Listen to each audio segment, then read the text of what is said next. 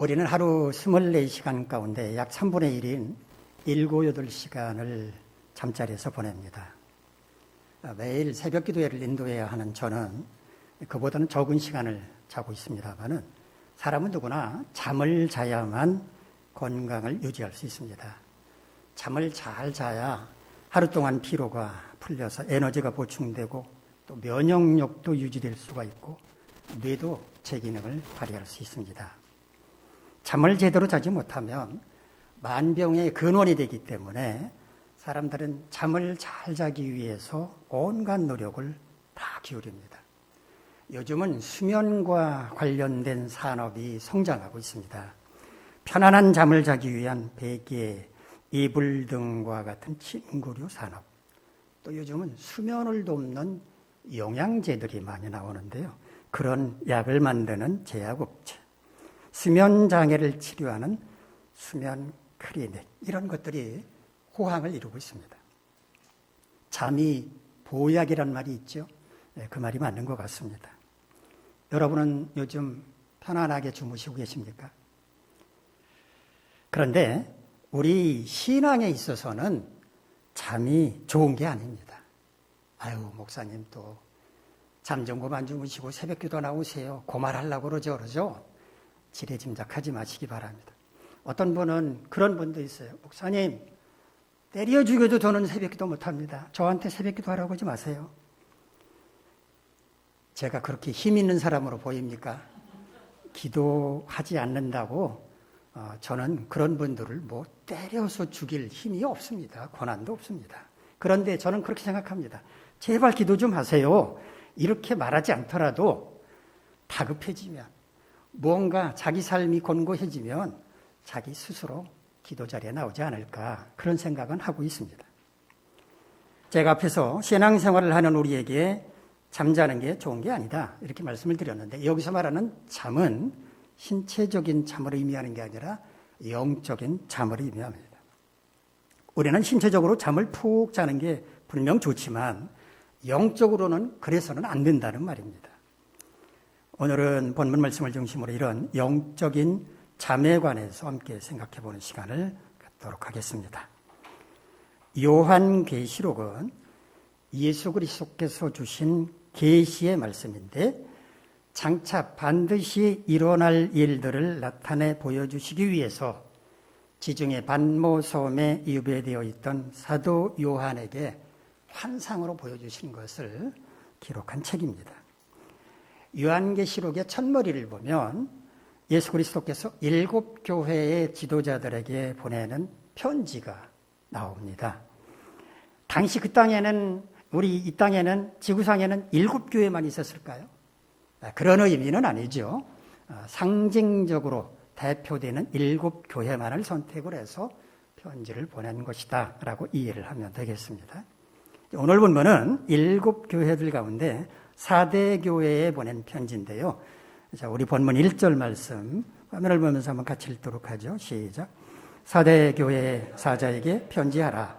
하나님의 7 영과 7 별을 가지신 이가 이르시되, 내가 네 행위를 아노니 내가 살았다는 이름을 가졌으나 죽은 자로다. 4대는 어떤 곳이었는지부터 설명을 드리도록 하겠습니다.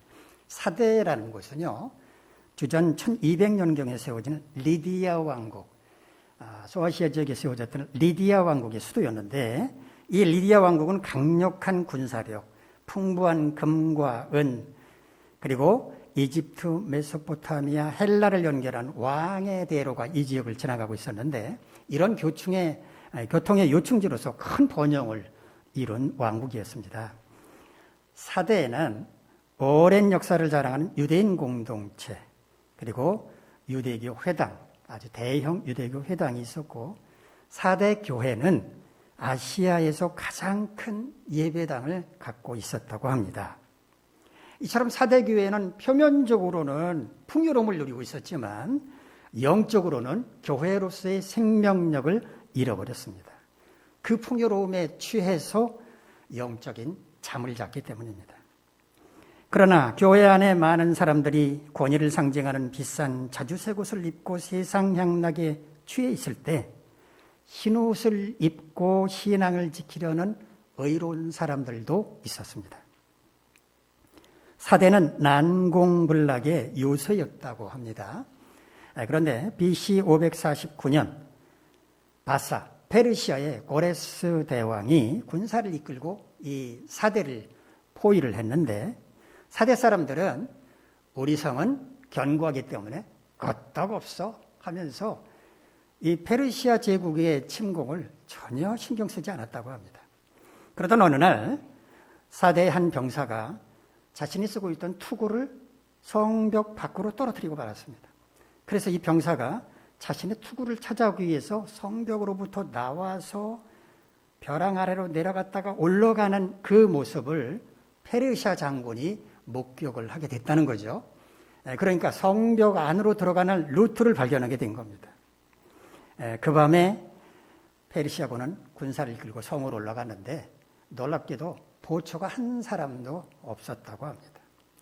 견고한 요새만을 자랑하면서 자만심에 빠졌던 사대, 그렇게 페르시아 제국에 의해서 함락되고 맙니다. 이랬던 사대 교회를 향해 주님은 뭐라고 말씀을 하시는가? 내가 내 행위를 아노니 네가 살았다 하는 이름은 가졌으나 죽은 자라고 책망을 하십니다. 주님은 그들의 행위를 불꽃 같은 눈동자로 지켜보고 계셨는데 그들은 이름만 살았을 뿐 죽은 자라고 말씀을 하십니다. 영적으로 죽은 상태였다는 것입니다. 예배당만 그럴듯하게 자리 잡고 있었을 뿐 그 교회를 구성하는 성도들은 영적으로 깊은 잠만 자고 있어서 사실상 죽은 교회나 마찬가지였다는 겁니다. 그렇다면 그런 그들에게는 어떤 처방이 필요했는가? 우리 본문 2절, 3절 말씀 한번 같이 읽겠습니다. 시작. 너는 일깨어 그 남은 바 죽게 된 것을 굳건하게 하라. 내 하나님 앞에 내 행위에 온전한 것을 찾지 못하였노니 그러므로 네가 어떻게 받았으며 어떻게 들었는지 생각하고 만일 깨지 아니하면 내가 도둑같이 이르르니 어느 때에 네게 이르는지 네가 알지 못하리라. 일깬다라는 말은 우리가 잘 사용하지는 않죠. 일깬다. 일깬다는 말은 잠을 일찍 깬다는 뜻입니다. 헬라어 원어를 보면 그레고레오라는 말을 번역을 한 것인데요. 잠을 자지 않고 깨어있다, 정신을 차린다, 이런 뜻을 가진 말입니다. 영적으로 잠을 자지 말고 깨어있어야 한다는 것입니다. 그 남은 바 죽게 된 것을 굳건하게 하라라고 말씀을 하시는데 전부가 다 죽게 된 게 아니라는 거죠. 아직은 남아있는 게 있으니까 그것만이라도 굳건하게 해라라고 말씀을 하는 겁니다. 굳건하게 한다라는 말은요, 헬라어 스테리조라는 말을 번역한 건데 단단하게 고정시키다, 강하게 한다라는 뜻입니다. 자, 그러면서 그들의 행위 가운데서 온전한 것을 찾지 못했다라고 다시 한번 그들의 허물을 지적하고 계시는데 어떻게 받았으며 어떻게 들었는지 생각하고 지켜 회개하라 라고 말씀을 하고 계십니다. 무엇을 받았다는 얘기일까요? 무엇을 들었다는 말씀일까요? 복음의 진리를 듣고 영접한 것을 가리킵니다. 영적인 잠을 잔다는 것은 구원받은 은혜를 잃어버렸기 때문이므로 그 은혜를 다시 기억하고 그것을 잘 간수함으로써 그들의 허물을 회개해야 한다는 것입니다. 만약 그들이 영적인 잠에서 깨어나지 않는다면 주님이 도둑같이 그들에게 임하실 것이라고 말씀을 하십니다. 주님이 그들에게 임하시는 이유가 뭐겠습니까? 그들을 심판하기 위해서입니다. 따라서 주님으로부터 심판을 받지 않으려면 영적인 잠에서 깨어나라 라고 말씀을 하는 겁니다. 우리 본문 4절, 5절 말씀 화면을 보면서 한번 같이 읽도록 합시다. 시작. 그러나 사대에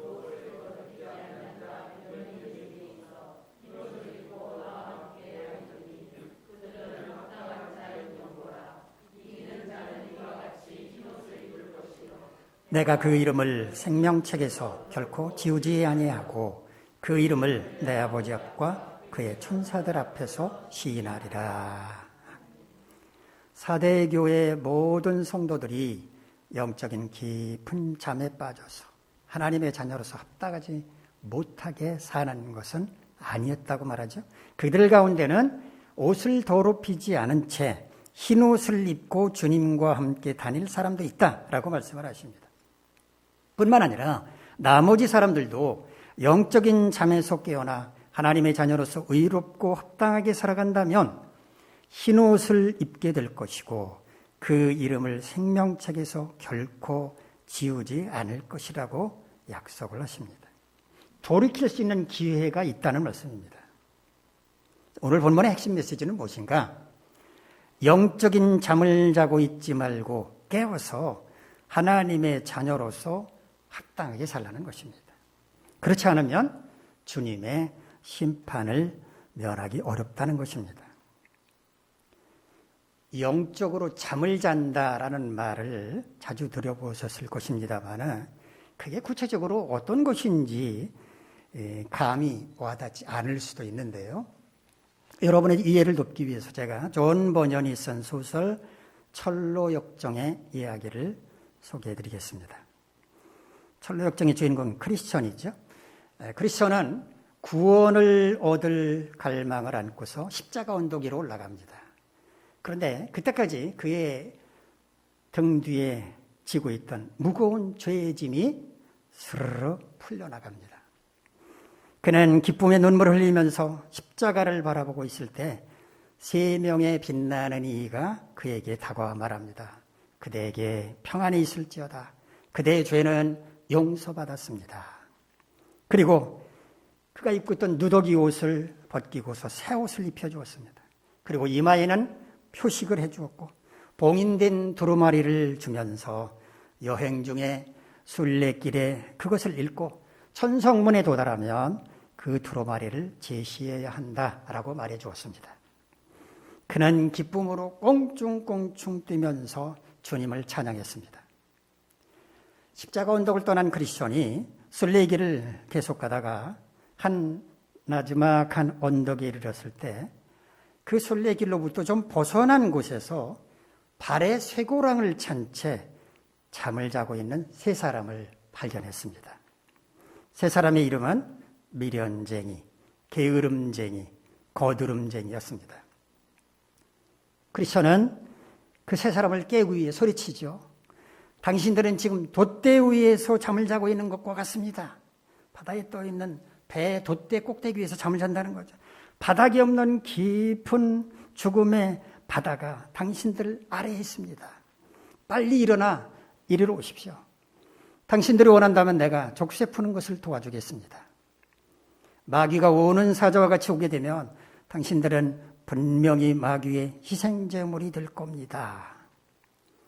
그러나 그들 3사람은 여전히 누워있는 채로 크리스천에게 이렇게 말했습니다. 미련쟁이는 나에게는 위험이 보이지 않습니다. 라고 대답을 했습니다. 게으름쟁이는 나도 위험이 있는 건 알겠는데 그래도 좀 잠을 더 자야 되겠습니다. 라고 대답을 합니다. 거드름쟁이는 모든 것은 제각기 자기 자리가 있는 법인데 내가 당신에게 무슨 대답을 해야 되겠소? 당신에게 대답할 이유가 뭐가 있는 거요? 라고 거듭을 피웠습니다. 그리고 3사람은 다시 잠을 자기 시작했습니다. 존 버년은 영적으로 잠을 자는 사람들의 특징을 아주 기가 막히게 묘사를 했습니다. 첫 번째로 영적으로 잠을 자는 사람들은 멸망의 위험을 깨닫지 못하고 안락한 삶만을 추구하는 미련한 자들이라는 것입니다. 두 번째로 영적으로 잠을 자는 자들은 멸망의 위험이 있다는 것은 알지만 그것에 대한 대처를 뒤로 미루는 잠 좀 자고요. 다음에 이렇게 게으른 자들이라는 겁니다. 세 번째, 영적으로 잠을 자는 자들은 자신이 구원받았다고 하는 것에 안주한 채 거룩한 삶을 살지 않는 교만한 자들, 거만한 자들이라는 겁니다. 이 3사람의 발목에 쇠고랑이 채워져 있었어요. 족쇄가 채워져 있었는데 이거는 뭐를 의미할까요? 그들은 이미 십자가 언덕을 통과한 사람들이죠. 그러니까 이미 구원의 은축을 경험한 사람들이었는데 여전히 그럼에도 불구하고 여전히 세상 죄에 매여 있었다라는 것을 의미하는 것입니다. 존 버년은 철로 역정의 이야기를 통해서 우리가 영적으로 잠을 자서는 안 된다고 경고를 하고 있습니다. 주님의 십자가 보혈의 은혜로 구원을 받은 사람은 천국문을 향해서 또복또복 순례의 길을 계속 걸어가야만 하는데 그 길에서 벗어나서 영적인 잠을 자다가는 우는 사자처럼 삼킬 자를 도로 찾아다니는 마귀에게 잡아먹히기 딱 좋다라고 경고하고 있는 것입니다. 자, 그러면 우리는 어떻게 영적으로 잠을 자지 않고 늘 깨어 있을 수 있었는지 그 비결 생각해 보도록 하겠습니다. 첫 번째, 항상 기도에 힘쓰면 됩니다. 기도가 뭡니까? 하나님과 소통하는 시간이죠. 영적으로 잠을 잘다면 기도할 수 있겠습니까? 없습니다. 그러니까 기도하려면 영적으로 깨어 있어야만 합니다. 하나님은 항상 깨어서 기도에 힘쓰는 사람 편에 서 계십니다. 제 아무리 능력이 많은 사람, 강한 사람이 우리 편이라 할지라도 하나님께서 우리 편인 것과 비교할 수 있겠습니까? 하나님께서 우리 편에 서 계시면 우리는 더 바랄 게 없습니다. 하나님께서 다 알아서 해결해 주실 것이기 때문입니다. 그렇다고 해서 우리는 아무것도 하지 않고 가만히 있기만 해서는 안 되죠. 우리가 무슨 일을 하든지 하나님이 형통하게 하실 거다라는 말을 드리는 겁니다. 우리가 바라는 것보다 더 큰 은혜를 베풀어 주신다는 의미입니다. 로마서 8장 26절에서 사도 바울은 이렇게 고백했습니다. 이와 같이 성령도 우리의 연약함을 도우시나니 우리는 마땅히 기도할 바를 알지 못하나 오직 성령이 말할 수 없는 탄식으로 우리를 위하여 친히 간구하시느니라. 미련한 우리는 뭘 기도해야 할지도 모르지만 우리를 불쌍히 여기시고 도와주십시오 라고 기도할 때 성령께서 우리를 대신해서 간구하신다는 겁니다. 하나님은 항상 깨어 기도에 힘쓰는 사람에게 이런 놀라운 은혜를 부어주십니다. 미국의 어느 가정에 잠자기 전에 항상 기도하는 습관이 있는 어린아이가 있었답니다. 하루는 엄마가 아이가 잠자리에 들기 전에 잠자리에 들었나 하고 문에 귀를 대고 귀를 기울이고 있었는데 나지막히 아이가 기도하는 소리가 들리더랍니다. 그런데 아이가 기도하는 내용이 조금 이상했습니다. A, B, C, D, E, F, G. 이렇게 어린아이는 알파벳을 반복해서 읊조리고 있더랍니다.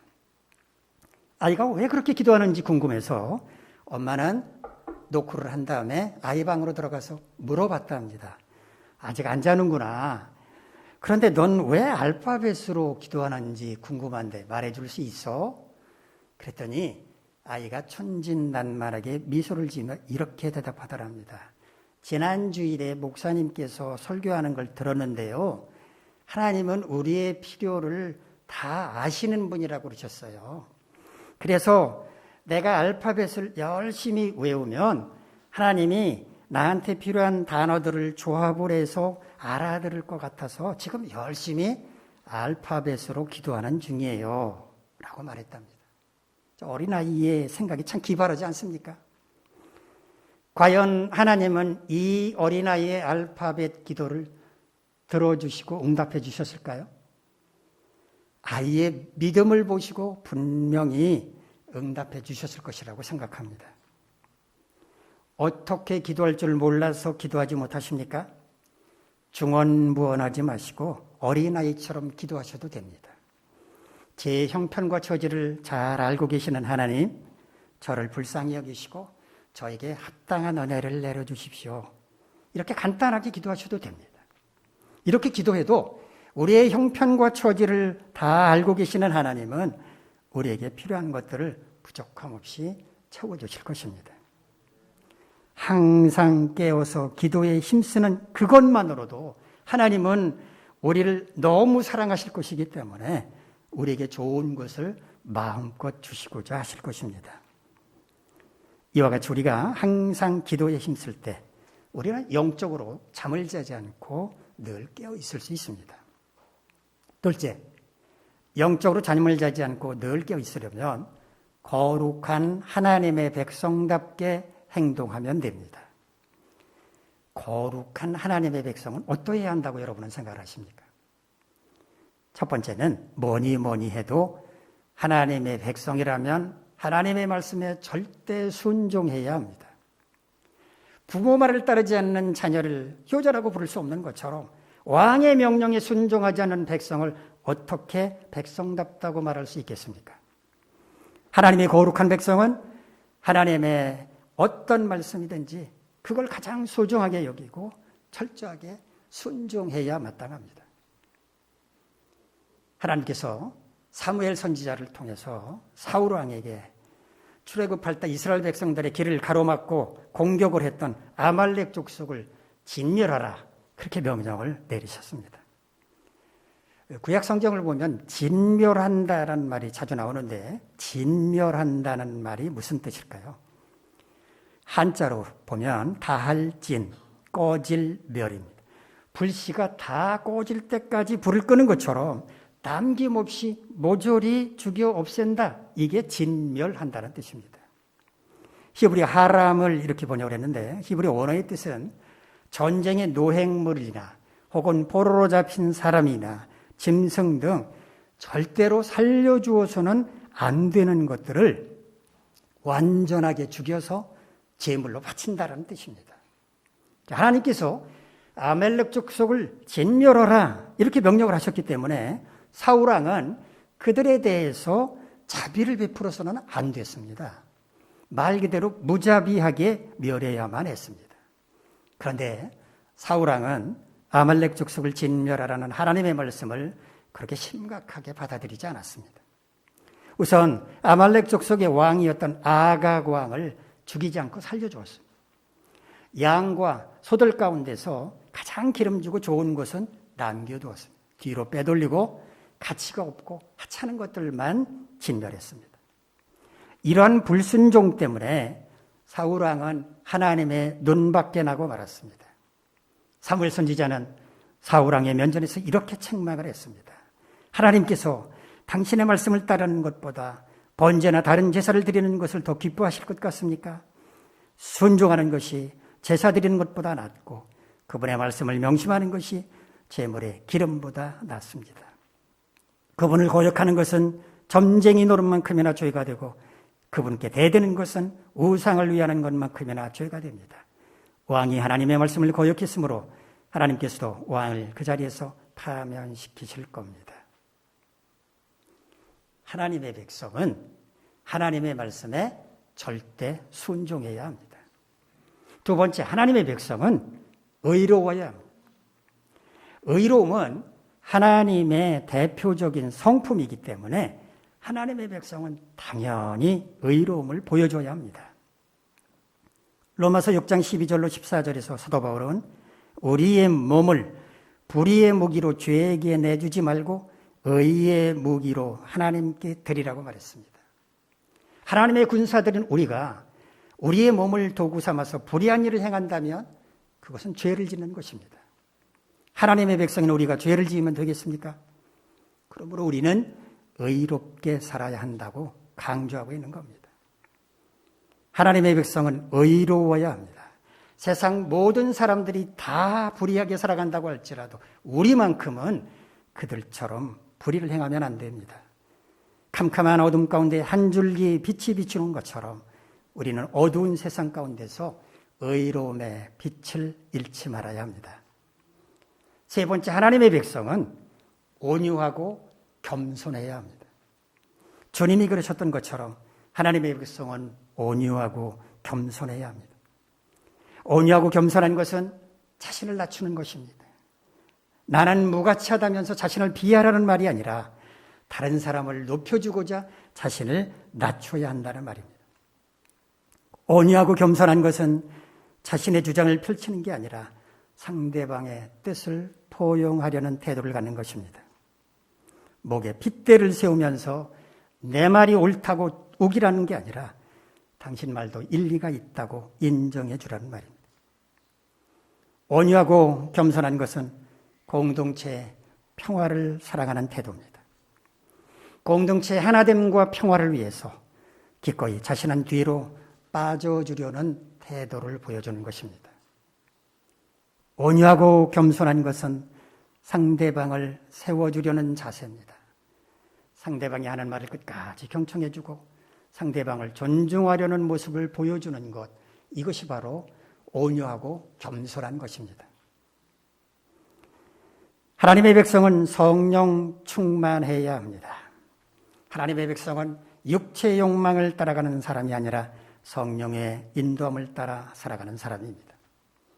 성령의 인도함을 따라 살아간다는 것은 성령께서 우리를 온전히 주장하실 때만 가능한 일입니다. 입으로는 성령의 인도하심을 따라 산다고 말하면서도 실제로는 자신의 욕망을 따라 살아가는 사람이 얼마나 많습니까? 성령의 인도함을 따라 살려면 성령 충만해야 합니다. 성령 충만하다는 게 정확하게 무슨 의미인지 아십니까? 헬라어 플레로란 말을 충만하다고 번역을 했는데요. 이 말은 꽉 채워져 있는 것, 어떤 목적을 달성한 상태, 완전하게 다 이룬 상태를 가리키는 말입니다. 따라서 성령 충만하다는 말은 성령이 우리 안에 꽉 차 있다. 성령께서 우리를 완전하게 지배하고 있다는 의미입니다. 만일 성령께서 우리를 완전히 지배하고 계신다면 우리가 말하고 행동하는 것은 우리의 의지의 표현이겠습니까? 아닙니다. 성령께서 하나님의 뜻을 드러내는 것입니다. 만일 우리가 성령 충만하다면 우리에게서는 성령 충만함의 증거가 나타나게 되는데 그게 뭔가? 바로 성령의 열매입니다. 사랑과 희락과 화평과 오래 참음과 자비와 양선과 충성과 온유와 절제라고 하는 성령의 열매가 우리의 말이나 행동을 통해서 나타나게 되는 것입니다. 만일 우리에게서 성령의 열매를 볼 수 있다면 우리는 성령 충만한 상태라고 말할 수 있을 것입니다. 이와 같이 우리가 거룩한 하나님의 백성답게 행동할 때 우리는 영적으로 잠을 자지 않고 늘 깨어 있을 수 있습니다. 셋째, 영적으로 잠을 자지 않고 늘 깨어 있으려면 주님의 몸인 교회를 교회답게 세워가도록 힘써야 합니다. 우리는 어떻게 교회를 교회답게 세워갈 수 있을까요? 첫째는 헌신적인 섬김과 봉사가 필요합니다. 교회는 저절로 세워지는 게 아니라 헌신적으로 섬기고 봉사하는 사람들에 의해서 세워집니다. 부흥하고 성장하는 교회들을 관찰해 보면 그런 교회에는 헌신적으로 섬기고 봉사하는 사람들이 많이 있습니다. 영적으로 깨어있게 되면 자기 자신의 일보다 교회의 일을 먼저 생각하게 되기 때문입니다. 두 번째, 교회를 교회답게 세워가려면 하나가 되려는 자세가 필요합니다. 교회라는 공동체는 서로 다른 많은 사람들이 모인 집합체라서 하나가 되는 것이 참 어렵습니다. 따라서 교회 구성원들은 공동의 목표 아래에서 하나가 되려는 노력을 해야만 합니다. 영적으로 깨어있게 되면 교회라는 공동체를 위해서 자신을 희생하겠다는 마음이 우러나오게 됩니다. 교회가 세운 목표가 하나하나 이루어져 가는 것을 보면서 마치 자기 일인 것처럼 기뻐하게 됩니다. 이처럼 주님의 몸인 교회를 교회답게 세워갈 때 우리는 영적으로 잠을 자지 않고 늘 깨어 있을 수 있습니다. 하나님의 백성이 영적으로 잠을 잔다고 하는 것은 하나님의 백성됨을 포기하는 것과 같고 천국을 향해 걸어가는 순례의 길을 중단하는 것이나 마찬가지입니다. 그러므로 우리는 영적으로 잠을 자서는 안 됩니다. 영적으로 잠을 자지 않고 늘 깨어 있으려면 우리는 무엇을 어떻게 해야 합니까? 첫째, 항상 기도에 힘쓰면 됩니다. 둘째, 거룩한 하나님의 백성답게 행동하면 됩니다. 셋째, 주님의 몸인 교회를 교회답게 세워가도록 힘써야 합니다. 여러분 모두 영적으로 잠을 자지 않고 늘 깨어있어 기도에 힘쓰고 하나님의 백성답게 착실하게 순례의 길을 걸어가며 주님의 몸인 교회를 교회답게 세워갈 수 있기를 간절히 바랍니다. 기도하겠습니다. 거룩하신 하나님, 우리 모두 영적으로 늘 깨어 있어서 주님의 마음에 합한 삶을 살 수 있게 도와주시옵소서. 예수님의 이름으로 기도하옵나이다.